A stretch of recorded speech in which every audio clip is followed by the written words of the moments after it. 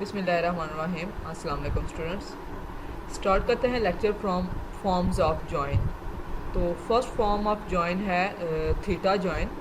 Theta join को represent कैसे किया जाता है, यहाँ पे अगर आप लोग थोड़ा सा फोकस करें तो यहाँ पे एक लाइक ट्राइंगल, दो ट्राइंगल्स के एजेस को अगर आप मिला दें, ठीक है, तो इस तरह का कुछ सिंबल है, लाइक इन्फिनिटी आप कह सकते हैं। तो ये किसके लिए यूज़ होता है? थीटा जॉइन के लिए। फिर अगर आप यहाँ पे देखें, यहाँ पे आपको एफ भी नज़र आ रहा है। एफ मीन के प्रेडिकेट है, आप कह सकते हैं कि ये वो कंडीशन है जो आप स्पेसिफाई कर सकते हैं। अब थीटा जॉइन को फॉर्मली डिफाइन करते हैं। Suppose we have two relations R and S, then R theta S defines the relation that contains tuples satisfying the predicate f from the Cartesian product of r and s। से मैंने बताया कि join is derived derivation of Cartesian product। तो उस पर जब भी हम सिलेक्शन अप्लाई करते हैं तो वो जॉइन कहलाता है। तो ये जो f है ना, ये f वही सिलेक्शन या आप रिस्ट्रिक्शन कह सकते हैं, उसको रिप्रेजेंट कर रहा है। अब जो प्रेडिकेट है, it could be form of r dot A I theta s dot B I.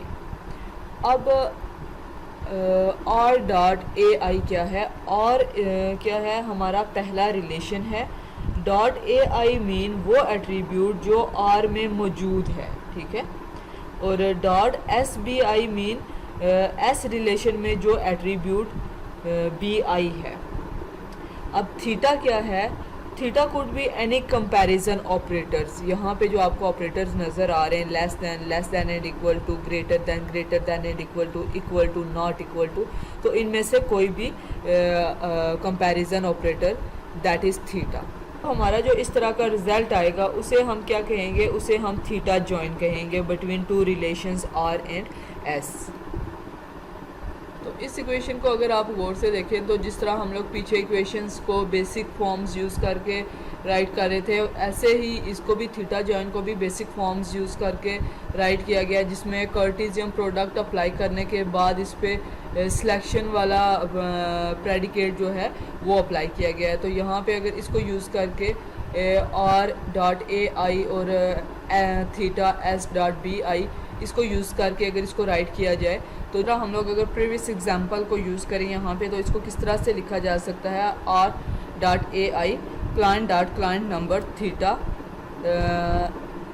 S dot B I viewing dot client number. Okay, next जो फॉर्म हमारे पास आ रही है that is equi join. Equi join basically theta join की एक special form है। Theta join को जब हमने डिफ़ाइन किया तो हमने स्टेट किया, थीटा जॉइन में predicate in the form of R dot A I theta S dot B आई के उनके कंडीशन होती है, कोई प्रेडिकेट होता है। थीटा हमने कहा कि one of the comparison operator. तो जब हमारे पास ऑप्शन ये हो कि थीटा की जगह सिर्फ हम इक्वल यूज़ कर सकते हैं, इक्वल का सिंबल यूज़ कर सकते हैं थीटा की रिप्लेसमेंट में, तो ये जो जॉइन की स्पेशल फॉर्म है that is called equi join. Equi basically equal से ही निकला है। तो इसकी जो रिप्रेजेंटेशन है वो भी थीटा जॉइन की तरह ही होगी, सिर्फ डिफरेंस क्या होगा कि वहाँ पे इक्वल का सिंबल आप यूज़ करेंगे। तो अब इसकी एग्जांपल अगर हम लोग देखें, list the names and comments of all the clients who have viewed a property for rent. वही एग्जांपल है जो हमने प्रीवियस भी यूज़ किया था, अभी हम इसको इक्वी जॉइन में अप्लाई करेंगे। तो एक बात जहन में रखें कि रिलेशनल अलजेब्रिक एक्सप्रेशंस जो हैं ये आप बेशक जॉइन को यूज़ करके लिखें, या फिर जिस तरह हम लोगों ने प्रीवियस एग्जांपल्स की कि कार्टेशियन करके उसका फिर सिलेक्शन उस पर अप्लाई कर दिया, तो आप बेसिक रूल्स को वायलेट ना करें तो आपके पास रिज़ल्ट जो है वो सेम आएगा, ठीक है। बेशक आप दूसरी तरह कार्टेशियन वाला मेथड यूज़ करें या फिर आप जॉइन वाला मेथड यूज़ करें तो रिज़ल्ट सेम आएगा। तो आप किसी भी फॉर्म में रिलेशनल अलजेब्रिक एक्सप्रेशन को लिख सकते हैं। इसमें कन्फ्यूजन वाली बात नहीं है कि आपने कौन सा मेथड जो है फॉलो करना है, कौन सा प्रेफरेबल होगा, इस चीज़ में कंफ्यूज होने की ज़रूरत नहीं है।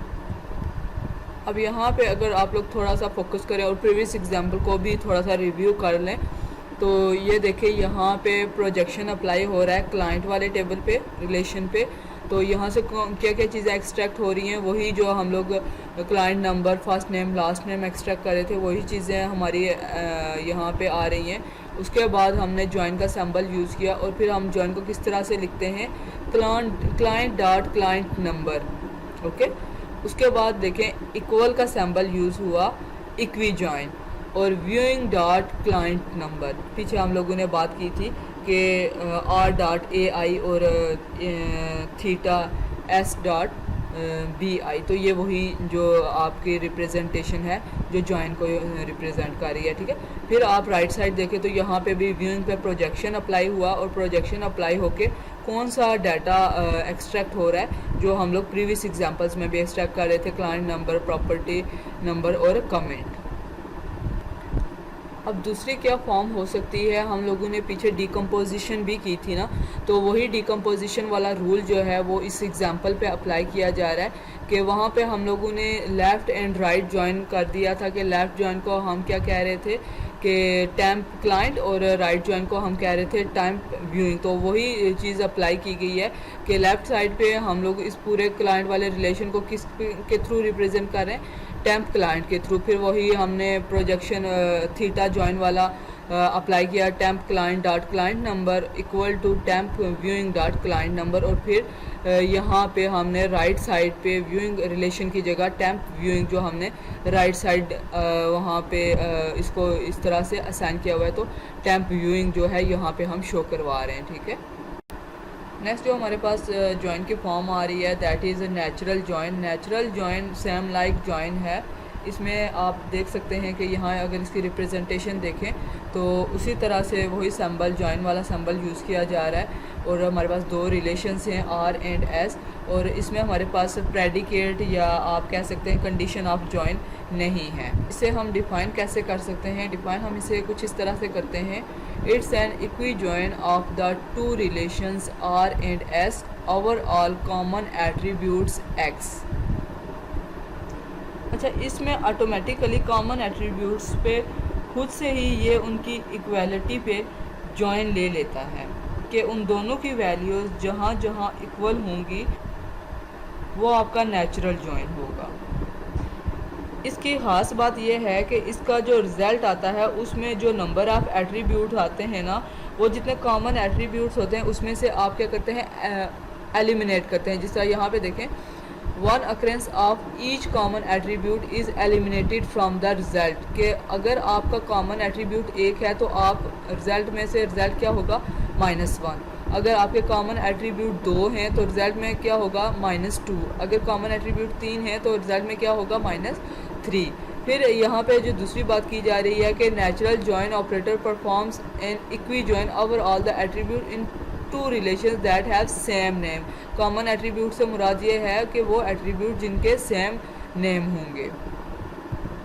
तो मेरे ख्याल से कोई मुश्किल चीज़ नहीं है, सिंपल सी बातें हैं कि जॉइन मैंने आपको बताया कि हमेशा मल्टीपल रिलेशंस पे अप्लाई होगा और मल्टीपल रिलेशंस में आपके पास कॉमन एट्रीब्यूट्स भी होंगे, ठीक है। तो अभी एग्जांपल देख लेते हैं नेचुरल जॉइन की। List the names and comments of all client who have viewed the property for rent.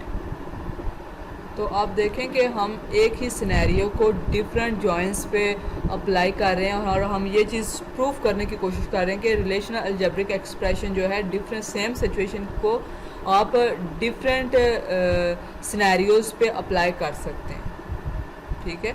तो यहाँ पे अगर आप देखें तो क्या है कि हम लोगों ने जो रूल पढ़ा कि इस पर आप यहाँ पे देखें प्रोजेक्शन अप्लाई हुआ और फिर जॉइन का सिंबल यूज़ हो गया और हमने कहा ये ऑटोमेटिकली जॉइन, इसमें क्या इक्वालिटी जो है वो ये ऑटोमेटिकली निकाल लेता है, तो ये ऑटोमेटिकली यहाँ से निकाल लेगा। और दूसरी बात हमने कहा कि जो कॉमन एट्रीब्यूट्स हैं वो सेम रिजल्टेंट में क्या होगा कि उनकी अक्रेंस वन टाइम होगी। तो क्लाइंट वाला जो था हमारा पीछे जो हमने देखा क्लाइंट नंबर जो है 2 बार शो हो रहा था, जबकि यहाँ पे क्लाइंट नंबर ज़ाहिर है उसकी अक्रेंस कितनी बार है, एक बार एक साइड पे आ रहा है, एक बार दूसरी साइड पे आ रहा है, ठीक है, एक बार उसकी अक्रेंस आएगी अभी, ठीक है, -1 करेंगे। तो फिर अगर डिस्ट्रीब्यूटेड में आप देखें, डिस्ट्रीब्यूटेड में इसका रिजल्ट क्या होगा, टेम्प क्लाइंट सी लेफ़्ट साइड को शो कर रहा है और टेम्प व्यूइंग जो है ये राइट साइड को शो कर रहा है। तो यहाँ पे इसका रिजल्ट कुछ इस तरह से हमें शो होगा कि एक बार हमारे पास क्लाइंट नंबर आया, first name, last name, property number और कमेंट, इस तरह से हमारे पास इसका कुछ रिजल्टेंट टेबल आ जाएगा। तो बेसिक डिफरेंस हमें यहाँ पे क्या मिला, बेसिक डिफरेंस हमें यही मिला है कि हमारा जो क्लाइंट नंबर है वो एक ही बार रिप्रेजेंट हो रहा है, जबकि आपने पीछे देखा थीटा जॉइन में इस तरह नहीं हो रहा था, ठीक है, इक्वी जॉइन में भी ऐसा नहीं हो रहा था, जबकि यहाँ पे आके क्या हो रहा है नेचुरल जॉइन में कि क्लाइंट नंबर एक ही। नेक्स्ट जो फॉर्म हमारे पास आ रही है दैट इज़ आउटर जॉइन। अच्छा, इक्वी जॉइन और नेचुरल जॉइन क्या था कि वो इक्वालिटी की बेस पे काम करते थे, कि वहाँ पे कुछ ऐसा था कि आपके पास कॉमन एट्रीब्यूट्स होंगे या फिर ऐसे एट्रीब्यूट्स होंगे जिनकी वैल्यूज़ जो हैं वो इक्वल होंगी, तो वो जाके क्या होंगे, वो सिलेक्ट होंगे। लेकिन सम टाइम सिचुएशन ऐसी भी होती है कि वी आर इंटरेस्टेड कि हम ऐसे वैल्यूज़ को सिलेक्ट करें जहाँ पे बेसिकली आपकी वैल्यूज़ मैच नहीं हो रही हों, ठीक है, कि आप एक साइड से एक एट्रीब्यूट को लें और दूसरी साइड से जो वैल्यूज़ आ रही हों वो आपके एट्रीब्यूट के साथ मैच ना कर रही हों, या फिर आप राइट साइड से कोई एट्रीब्यूट लें और लेफ़्ट साइड से जो वैल्यूज़ आ रही हों वो उसके साथ मैच ना हो रही हों। तो इस तरह की जो सिचुएशन होती है जहाँ पे आप इक्वालिटी या कॉमनिज़म जो होता है ये मैटर नहीं करता, तो that situation could be resolved by using the outer join. तो यहाँ पे अगर आप सिंपली आप देख लें तो क्या कहते हैं कि there is no matching value in the join attributes, ठीक है, कोई भी मैचिंग वैल्यू नहीं है, फिर भी हम क्या कर रहे हैं, इंटरेस्टेड हैं कि वैल्यूज़ को शो करवाना चाह रहे हैं, तो उसके लिए हम क्या करते हैं, आउटर जॉइन को यूज़ करते हैं। अच्छा, वेरी स्पेशल ऑपरेशन जो हमें बहुत से सिनेरियोज़ में चाहिए होता है, बाद में हम इसकी एग्जांपल करेंगे तो आपको थोड़ी बहुत जो कन्फ्यूजन हैं वो भी क्लियर हो जाएंगी कि इसको हम किस तरह से यूज़ करते हैं। तो इसकी बहुत सी टाइप्स हैं, जिस तरह के लेफ़्ट आउटर जॉइन होता है, राइट आउटर जॉइन होता है, फुल आउटर जॉइन होता है। तो अब इनको थोड़ा सा अंडरस्टैंड करते हैं कि लेफ़्ट आउटर जॉइन क्या होता है। लेफ़्ट आउटर जॉइन में ये होगा कि लेफ़्ट रिलेशन के सारी टुपल्स आ जाएंगी, चाहे उसमें मैचिंग वैल्यूज़ हैं या नहीं हैं।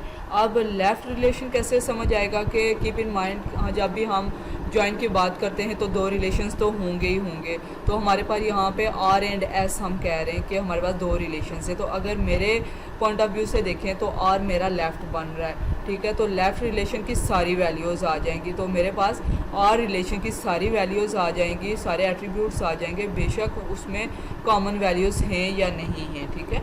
तो ऐसे ही अगर राइट आउटर जॉइन की बात करें तो सेम चीज़ अप्लाई होगी। फ़र्क क्या है कि यहाँ पे हम राइट रिलेशन को कंसीडर करेंगे। तो according to my point of view R is my right relation. तो यहाँ पे राइट के जितने भी एट्रीब्यूट्स होंगे वो सारे यहाँ पे आ जाएंगे, common values doesn't matter in that situation, okay. तो फुल आउटर जॉइन में ऑब्वियसली क्या होगा कि keep tuples in both relations, ठीक है, दोनों रिलेशंस की जो टुपल्स हैं वो आ जाएंगी। यहाँ पे लेफ़्ट में क्या था कि लेफ़्ट की आ रही हैं और राइट की नल शो हो रही हैं, राइट में क्या था कि राइट की टुपल्स आ रही हैं और लेफ़्ट की नल शो हो रही हैं। यहाँ पे नल कुछ भी नहीं है, दोनों की आपके पास एट्रीब्यूट्स टुपल्स आ रहे हैं, ओके। तो अब यहाँ पे देखें, यहाँ पे लेफ़्ट आउटर जॉइन को डिफ़ाइन किया जा रहा है। तो पहले भी मैं आप लोगों को बता चुका हूँ, यहाँ पे बाय फॉर्मली हम डेफिनेशन देखते हैं Left outer join is a join which in which tuples from R that do not have matching values in common attributes of S are also included in the result relation। तो ये मैंने आपको पहले बता दिया कि लेफ़्ट आउटर जॉइन में are की सारी टुपल्स आएंगी, क्योंकि वो लेफ़्ट पे है ना, क्योंकि वो एस से मैच कर रही हैं नहीं कर रही हैं डजेंट मैटर, ओके। तो वहाँ पे उसकी सारी टुपल्स आ जाएंगी। Missing values in the second relation R set to null. तो जैसे मैंने आपको बताया कि अगर लेफ़्ट वाली शो हो रही हैं तो राइट वाली वैल्यूज़ को हम नल कर देंगे, अगर राइट वाली शो हो रही हैं तो लेफ़्ट वाली को नल हम रिप्रेजेंट कर देंगे। तो वही बात कही जा रही है कि लेफ़्ट में जो रिलेशन है उसको हम नल कर देंगे, नल शो करेंगे। तो एग्जाम्पल पे आ जाते हैं। तो एग्जाम्पल लेफ़्ट आउटर जॉइन में कुछ इस तरह से है। लेफ़्ट राइट और फुल आउटर जॉइन में कंफ्यूज होने की ज़रूरत नहीं है, एक समझ आ जाता है तो बाकी समझना मुश्किल नहीं है। तो एग्जाम्पल कुछ इस तरह से है। Produce a status report on property viewing. अब सिचुएशन कुछ इस तरह से है कि मैनेजर साहब शायद वो कह रहे हैं कि मुझे प्रॉपर्टी व्यूइंग पे एक रिपोर्ट दे दो, कि रिपोर्ट में कुछ इस तरह से मटेरियल होना चाहिए कि टोटल प्रॉपर्टीज़ कितनी हैं, कितने लोग प्रॉपर्टीज़ को व्यू कर चुके हैं और कितनी प्रॉपर्टीज़ रहती हैं जो व्यू नहीं हुई हैं।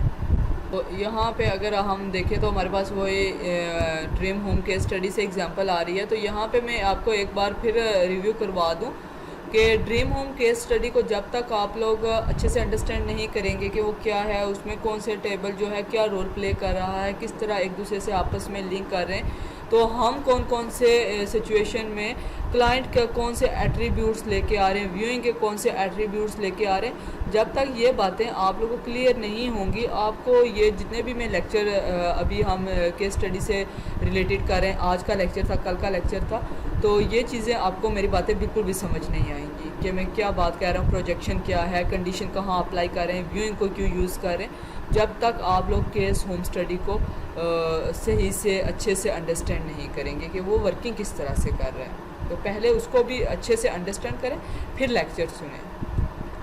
तो सबसे पहले तो ये देख लें कि लेफ़्ट आउटर जॉइन जो है इसमें कौन कौन से रिलेशंस यूज़ हो रहे हैं। तो हमने प्रॉपर्टी की रिपोर्ट देनी है, मतलब कि ऑल ओवर प्रॉपर्टी को मेंशन करना है। तो प्रॉपर्टी फॉर रेंट जो रिलेशन है वो हम लोग एक लेंगे। दूसरा हमने ये बताना है कि व्यू कौन सी प्रॉपर्टी हो चुकी है, कौन सी नहीं हो चुकी, तो दूसरा जो रिलेशन हमारे पास बनेगा दैट इज़ व्यूइंग, ठीक है। तो अब हमने प्रॉपर्टी फॉर रेंट में से को लेफ़्ट साइड पे रखा, क्योंकि हमने प्रॉपर्टी की रिपोर्ट देनी है ना, ऑल ओवर प्रॉपर्टी की रिपोर्ट देनी है, तो इसलिए हमने प्रॉपर्टी फॉर रेंट को लेफ़्ट साइड रख लिया, क्योंकि हम लेफ़्ट आउटर जॉइन यूज़ करें। अगर तो राइट यूज़ कर रहे होते तो हम उसको राइट साइड रख लेते, अभी लेफ़्ट यूज़ कर रहे हैं तो इसको हमने लेफ़्ट पे रख लिया, सिंपल है, ठीक है। फिर हमने आउटर जॉइन लगा दिया और अभी यहाँ पे देखें तो property number, street, city, client number, view, date और कमेंट जो है ये हमें चीज़ें, प्रॉपर्टी नंबर, ये सारी चीज़ें हमें फिर अब यहाँ से कुछ इस तरह से रिजल्टेंट हमारे पास लेफ़्ट आउटर जॉइन का रिलेशन आएगा।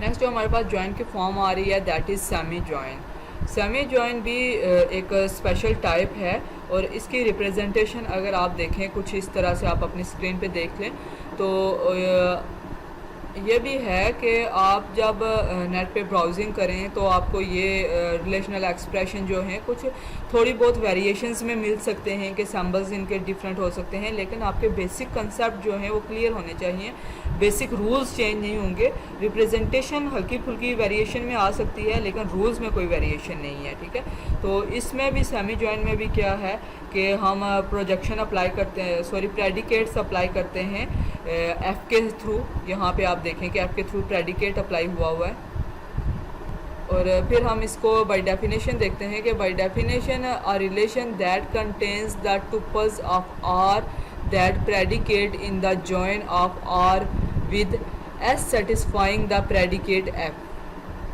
तो कहा क्या जा रहा है कि आपका जो रिज़ल्ट आता है उसमें जो टुपल्स आएंगे रिजल्टेंट रिलेशन में वो लेफ़्ट साइड वाली होंगी।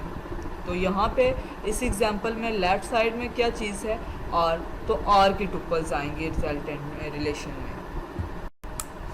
अच्छा, अब अगर यहाँ पे देखें the semi join operation performs a join of the two relations. जब जॉइन अप्लाई होता है, दो रिलेशंस पे जॉइन अप्लाई होता है, then projects over the attributes of the first operand. तो इसमें होता क्या है कि जब जॉइन अप्लाई होता है दो रिलेशंस पे तो वही वैल्यूज़ आती हैं जो जिनकी वैल्यूज़ मैच कर रही होती हैं दोनों रिजल्ट्स में, लेकिन जो आपके पास रिजल्टेंट वैल्यूज़ आती हैं वो आपके लेफ्ट रिलेशन में से ही आएंगी, राइट रिलेशन में से नहीं आएंगी। तो जो रिज़ल्ट आता है उस पर हम क्या करते हैं, फिर प्रोजेक्शन लगा देते हैं। प्रोजेक्शन मीन अपनी मर्ज़ी के एट्रीब्यूट सेलेक्ट करेंगे। तो अपनी मर्ज़ी के एट्रीब्यूट्स कौन से हैं, लेफ़्ट रिलेशन के एट्रीब्यूट्स। लेफ़्ट रिलेशन के एट्रीब्यूट्स में से हम सेलेक्ट कर लेते हैं, राइट के एट्रीब्यूट्स को हम कंसीडर नहीं करते। तो बेसिकली ये डिस्ट्रीब्यूटेड सिस्टम्स में यूज़ होते हैं। इतनी डेप्थ में तो अभी मैं नहीं जा रहा, लेकिन इतना आप कंसेप्ट याद रखें कि सेमी जॉइन जो हैं ये डिस्ट्रीब्यूटेड में सिस्टम्स में यूज़ होते हैं।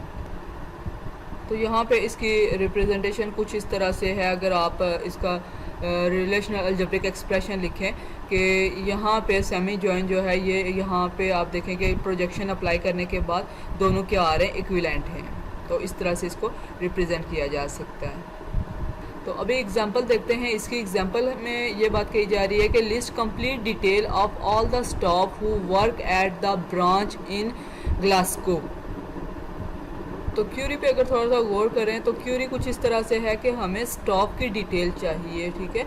तो staff detail depends on branch, ठीक है। तो यहाँ पे हम ब्रांच को भी ला रहे हैं, तो इसके लिए हम लोग सेमी जॉइन को यूज़ कर सकते हैं, क्योंकि सेमी जॉइन में हम लोगों ने लेफ़्ट वैल्यूज़ निकालनी होती हैं और जॉइन अप्लाई करके इक्विवेलेंट एट्रीब्यूट्स जो हैं वो ऑटोमेटिकली निकल आएंगे। तो इस वजह से हम लोग इस पे सेमी जॉइन अप्लाई करेंगे।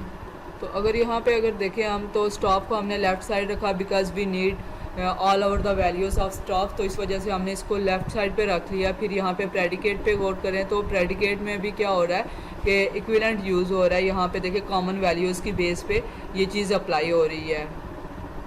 तो ब्रांच में से गौर करें कि हमने ब्रांच में से कौन सी ब्रांच उठाई है, जस्ट ग्लासगो, क्योंकि यहाँ पे हमें क्यूरी में एक ही ब्रांच रिक्वायर्ड है, तो हमने उसी ब्रांच को यहाँ पे लिख दिया।